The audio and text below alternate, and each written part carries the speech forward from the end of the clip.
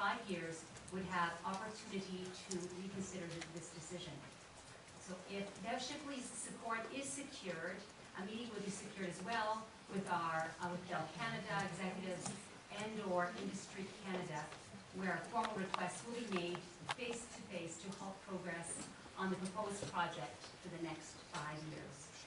And one more thing was brought to my attention this evening, which warrants consideration too, that we should also direct staff to prepare a report on hardwiring computers and electronics in this room so that those who are electrosensitive would be able to come to council meetings, would have complete access to council meetings and not have to be affected by the wireless. So I know it's lengthy, I thank you for your patience on that, but I think it's really urgent, and hopefully you can see the basic concepts we're trying to achieve by this motion.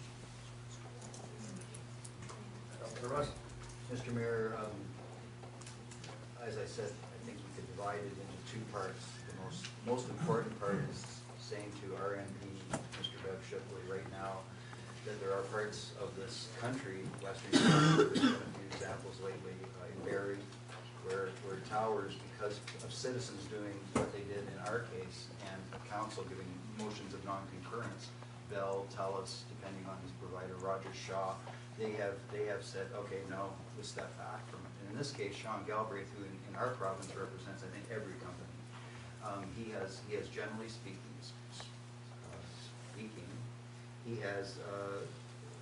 he's turned into quite a chameleon over the past 8 months, as far as I can see.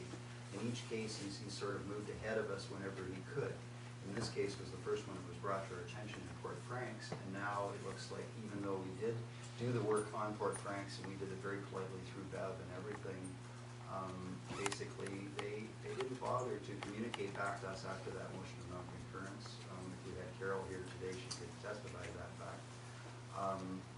The simple fact is in other cases where a municipality has said we don't want it in a residential area, Bell or TELUS or whoever, Rogers, has said, okay, we can understand that, we'll work with you, maybe we do or maybe we don't, but to blatantly not communicate with us, not communicate about what our non-concurrence motion was in the first place, which Industry Canada saw, which was a very simple thing, which said we would like it in a location that isn't in the center of the residential zone to begin with, and we would like you to negotiate with you. They didn't bother to. 3 months after the fact, they come back to Carol, and Carol learns through a third party, Mr. Mayor, our clerk learns through a third party that they're going to approve it and not us first. Now, isn't that an interesting thing? Now, at the same time that was happening, the Grand Bend Tower, the Southcott Tower, Sean Galbraith, same agent. What did he do? He went and asked for an exemption under an existing tower exemption under protocols. Lou Bastian from Industry Canada did. Well, Lou Bastian allowed that to happen. So no public input, no public meetings, no nothing. And Sean knows how to play the game. So when we get to the Ipperwash one, the third of the 3, what did we find out at that public meeting? Well, we found out that Sean learned that we were semi-serious, I guess. And so what did we do? We cited the Ipperwash one so it fit the protocol that this council passed. But the other 2 didn't count anymore, and here's proven that in the lights of putting the stakes up, it doesn't count, right? So I personally, I think that the deputy's gone a lot further than, I've been quite peaceable about this. I personally think Bev, as Mr. Shipley, has done a good job for us, as much as we considering the government that he's a member of, basically supports Industry Canada, collecting all the dues and fees according to this whole process of LTE and 4G across this country. Bev has been very supportive. I think it's time to go to Bev and say, okay, there are examples here, Bev, please stand up for us. Thank you very much. And I'll leave it at that because I don't want to go any further. Two questions. First, I'd like to make a little statement. It is extreme, but you know what's kind of extreme in my mind too? 20 years ago, I would never have thought about electromagnetic problems and cell phones. Now we're so used to it being part of our lives, we expect it, we accept it. And personally, not having really met anybody who's, not seeing lots of people dropping down, doesn't mean to say that there are people in our society who are affected by this. I don't know. But 2 questions is, first one is, how have we decided exactly the geographic boundaries of what Port Franks are and what this area, this beige zone would be. Okay, so we need to know what the geographic boundaries would be. And the other one is, if we're gonna be asking residents' approval or non-approval for whether or not they wanna live in a, what is it, a beige zone? Beige. Okay, what's the process? Because we, on something like this, right, how many are there in North America? Are there any? None. It's only one. There's none in North Is there America. one now? Is there one? There's one, sorry. What were you gonna ask? Sorry, sorry. This is, So, if I'm gonna vote in favor of something like this, I need to know that we have a process. My answer. Excuse me, one person to talk to. It wasn't quite. Okay. Councillor Underwood has the floor. Yeah, if I'm gonna vote for this, I need to know that we have an approval, we have a process in place that is really gonna help the residents. So I really wanna know. Who knows, maybe there's a lot of people who are for this. Hard telephone, hard systems, well, holy mackerel, you know what, somebody just handed one into the fire department the other day. So they're out there, it's whole technology, but I don't know how much that's gonna cost. So, Yes, yeah, we don't really have a motion. We don't have a motion. We have a motion. I don't think. Second. For the whole thing? The seconder for the whole, I'll second the whole thing. I just wanted to bring to your attention if we divide it up to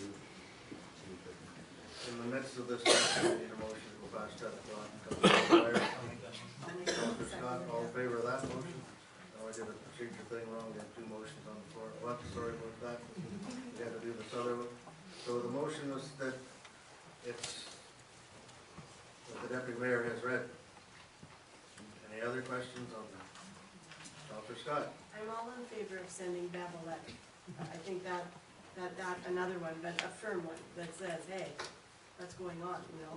This is being built where we said we didn't want it.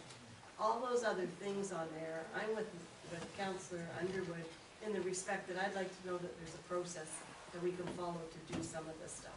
Because I will tell you, as the Ward 3 councillor, I have a number of people that are very upset with the EMS part. I also have another bunch of people that wants a cell tower. So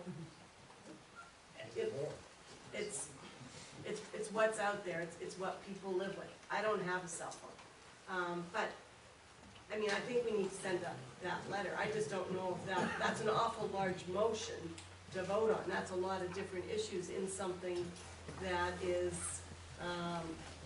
huge, but that's a lot for one motion. I guess I'm hearing that if we would split the motion, the first part of it,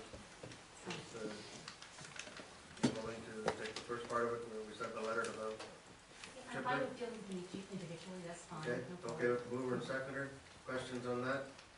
All in favor of that? That's carried.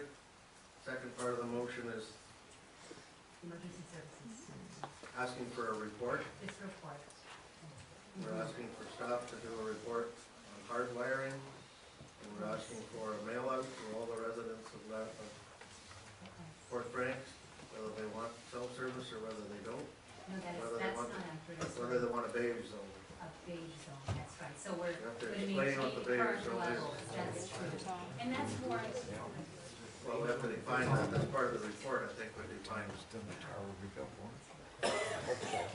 well, I think that Lori and Martin have very legitimate points there, that we do need to clarify some of these terminologies. I think there's a discussion about white zones and more recent discussions about beige zones or frequency reduced environmental enclave, which is yet a new terminology.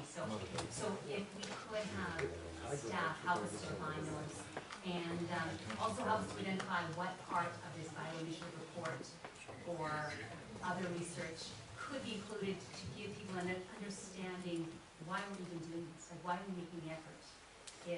What is the risk to the people? What is the benefit to Lantern Shores if we do establish a beige zone, if there's only one or two in Canada?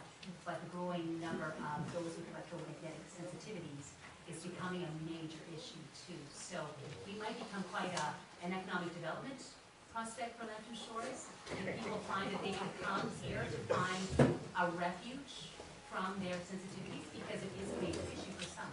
So it's a consideration. So you want to put those together as one report? What's your motion? Okay, sure, let's put it together as one report from staff that deals with